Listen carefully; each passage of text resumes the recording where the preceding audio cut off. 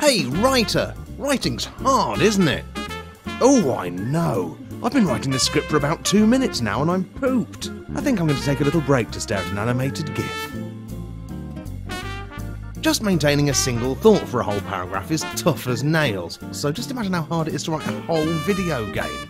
Jonah, buddy, good to see you. Dude, being de-influenced was a nightmare. It's like nothing was inspiring. I couldn't find happiness. People won't do what you tell them to. You basically have to be a dungeon master for 1 million people who don't really want to play Dungeons and Dragons. You walk into a room. There is a button in the centre of the room. In the absence of anything else to do, you almost certainly have to press it. Can I shoot the button? Why don't you try pressing it? Oh, can I shoot my feet? You don't have any feet. Everyone's got feet. I am a woman. I have got wool in my mouth, and when I kiss you, it's like our tongues are knitting needles, and a scarf comes out. So hats off to Reflections with driver San Francisco. Faced with the self-inflicted challenge of filling a town with hundreds of individual stories, they saw how much work it'd be. They thought, F that, and just wrote any old shit. Maybe if I could hop a building. Or a whole block. Whoa! Hi, I'm the driver. Quit yapping and get me across town. Darius, we can't lead the cops to this meet. Why not? Jericho's guys will take care of them. Then they'll take care of us too, you dumbass. Stick with them, Bob. I'm trying. Any luck with the radio? Nah, the mic's busted. We can't call for backup. I guess we're on our own. They're kind of going for that living, breathing world effect that everyone said GTA 4 had. In 2008, you couldn't move for people saying living, breathing world because they'd heard someone else say it, and it seemed like it meant something fundamentally more important than playing darts with a sex pest. But in Driver, you never get out of the car, so instead of a living, breathing world, they've had to settle for hundreds of living, breathing cars. And that means the missions have to invent dozens of interesting reasons for you to drive somewhere. Now that sounds easy, but it's like someone saw Boba Fett and thought, oh, hang on, Boba Fetta, that's a Star Wars cheese pun. So they started a Twitter hashtag only to realise that there are no other crossovers between the Star Wars universe and cheese.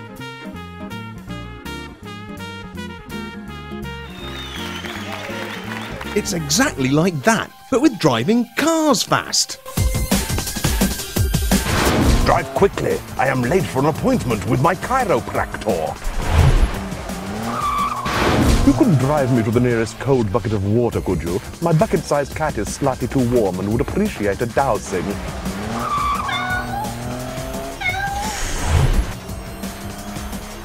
I'm on the run. Help me escape my rightful justice. Killing policemen if you must.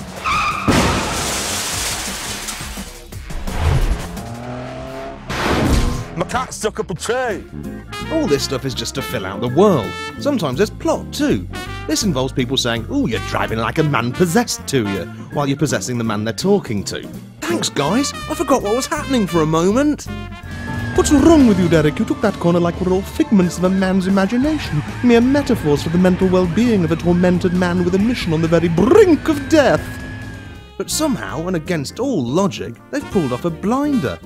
It actually works. You'll roll your eyes, but you can't hate Driver San Francisco. It's like watching your kid in the nativity play. You know he and all the other awful children can't act for shit, and if the Christian god was one of the more hands-on deities like Thor or Jeff Goldblum, he'd turn up in person and slap everyone about a bit. But you like it anyway. It's Father Dougal. For that reason, I'm offering me services free of charge. If you're thinking of making a sequel, Ubisoft, I can think of hundreds of reasons to drive somewhere quick. John, get me to a haberdashery, quick! I need to get some stitching done on my gunt! Look at my gunt, John! There's a bomb in my hair that can only be diffused by the feeling of wind rushing through it. John Tanner, I am a female and evil version of you. And like all evil people, I don't do up my seatbelt. So you can kill me by driving into a tree at high speeds. But remember to buckle up yourself, and that goes double for you at home. Hey John, I got this pint of horse semen that needs centrifuging to make it suitable for transportation.